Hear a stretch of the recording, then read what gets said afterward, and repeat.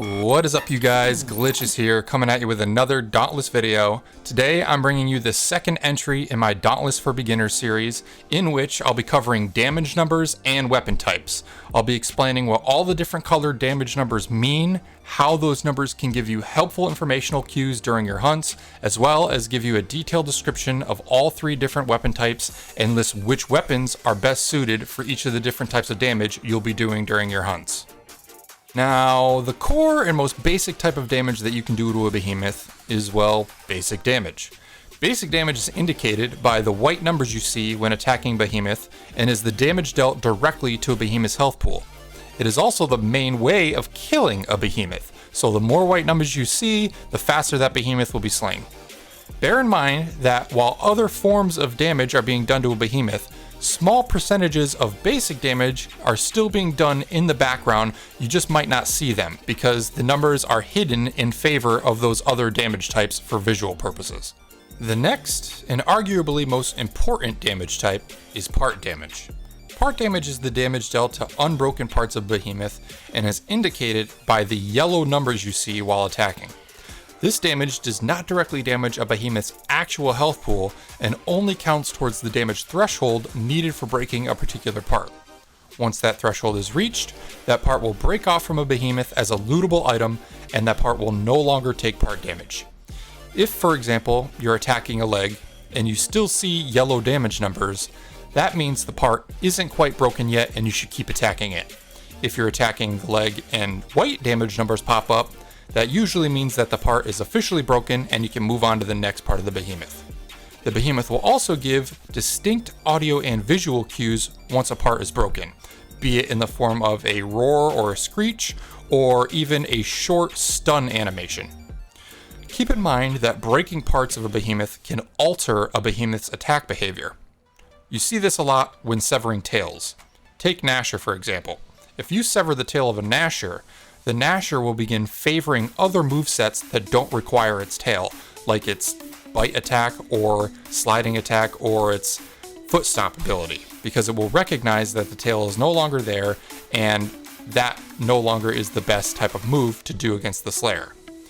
Also, all weapons can deal part damage, but slashing weapons like the sword, axe, warpike, and chain blades get a plus 50% part damage bonus when attacking behemoth tails, so keep that in mind.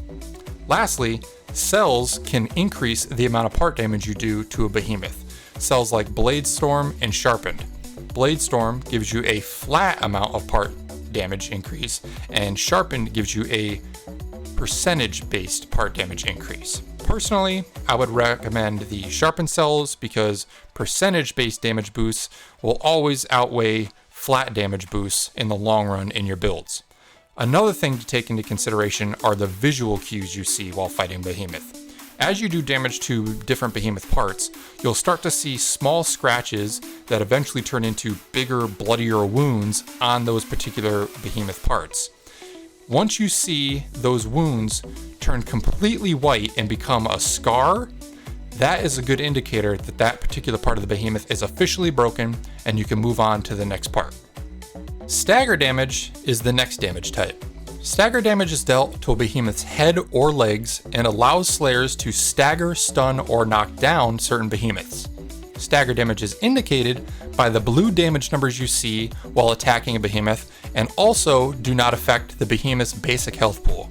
Generally, hitting the head of a behemoth deals higher stagger damage than impact to the legs, but this can vary depending on the behemoth that you're facing.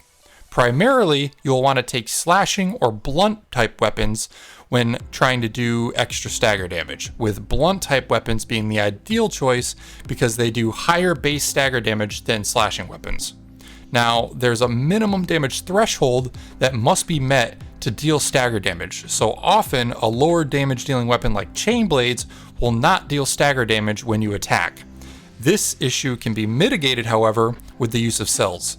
Cells like Knockout King, Pacifier, and Weighted Strikes are really good examples of this fix, with Weighted Strikes being a really good choice for chain blades because not only will that allow them to do additional stagger damage, but with enough points in Weighted Strikes, it allows chain blades to interrupt behemoths as well. The other thing to take in consideration and to look out for while fighting Behemoth is the stagger effect animation. This is indicated by a white, swirly, dizzy animation, star effect, that shows up over Behemoth's head when the stagger threshold is almost about ready to be hit. If you see that swirly star animation, focus the head a few more hits and you'll typically stun or knock over your Behemoth, giving a huge window of opportunity for your hunting party to do a ton of extra damage without the fear of retaliation from the Behemoth. Last but not least, we have wound damage. Wound damage creates wounded points on a Behemoth's body anywhere that part damage can be dealt. This damage type is indicated by the red numbers that you see when attacking a Behemoth, and much like the other damage types, does not affect the Behemoth's basic health pool. Slashing weapons deal plus 50% part damage to any wounded part, and blunt weapons get a plus 25% part damage bonus. Piercing weapons, on the other hand, actually get a negative 25% part damage penalty until that particular part is fully wounded. Once it's wounded, that penalty is removed and they can continue to do damage as normal. Now, as a part is taking wound damage, a good visual cue to look out for is the blue etheric glow that appears in the wounds and scars on a particular Behemoth part. Once a particular Behemoth part is fully wounded, etheric smoke will start spewing out of the cracks of that wound, and that is the perfect indicator to let you know that that part is fully wounded and you no longer have to focus it. Now, wounds and wound damage can only be dealt to parts until they break. Once a part breaks, the wound status will end. Now, in certain instances, Behemoth parts can regrow. If this happens, your wound will remain, but more wound damage can be added. However, 99.9% of the time that isn't the case, and when a particular part is wounded fully, no more wound damage will be able to be dealt, and that part can not receive any new wounds. The perfect weapon choice to do wound damage is the War Pike. The War Pike is a piercing type weapon that has an innate ability to apply and deal wound damage. Also, you can equip certain cells that increase the amount of wound damage that you deal. These cells include acidic, barbed, and merciless. Acidic cells increase wound damage at the cost of part damage. Barbed cells add a flat amount of wound damage on each hit, and merciless cells increase wound damage against staggered Behemoths. So take all of those cells into consideration when you create your wound builds.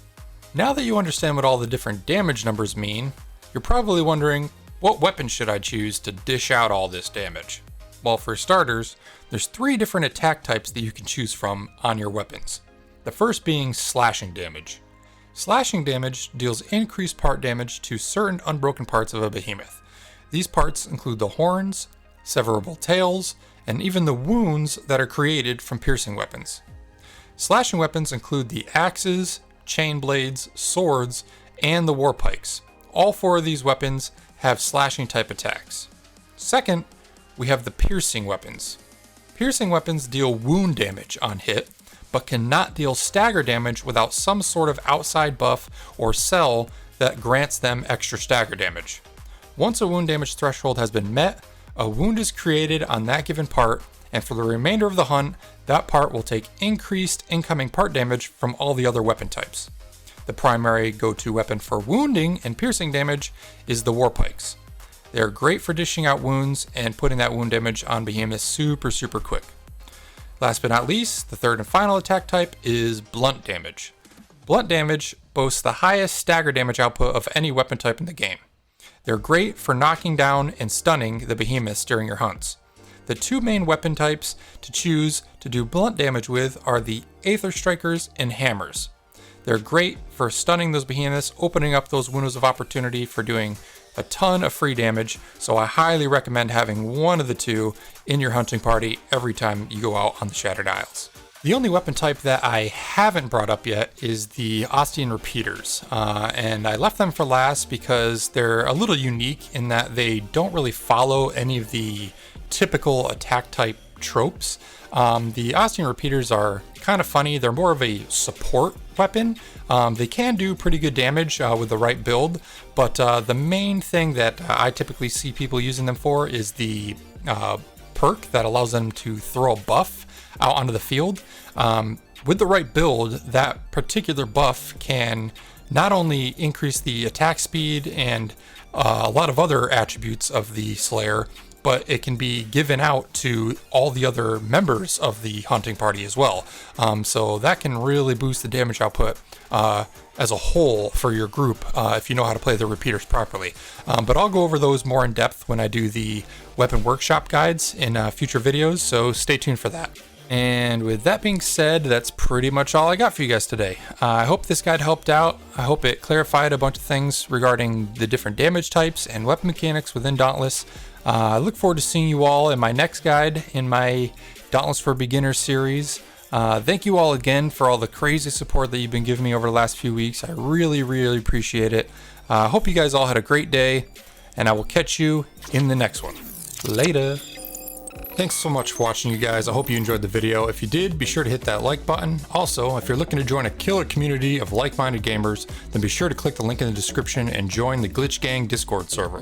We continue to grow every day, and it's filled with all your favorite game discussion channels, as well as several LFG channels to help you find that perfect group for your next hunt or raid. Lastly, if you're new to the channel and want to keep up to date with all my future content, then consider hitting that subscribe button and turn on those notifications. Hope you all had a great day, and I will catch you on the next one.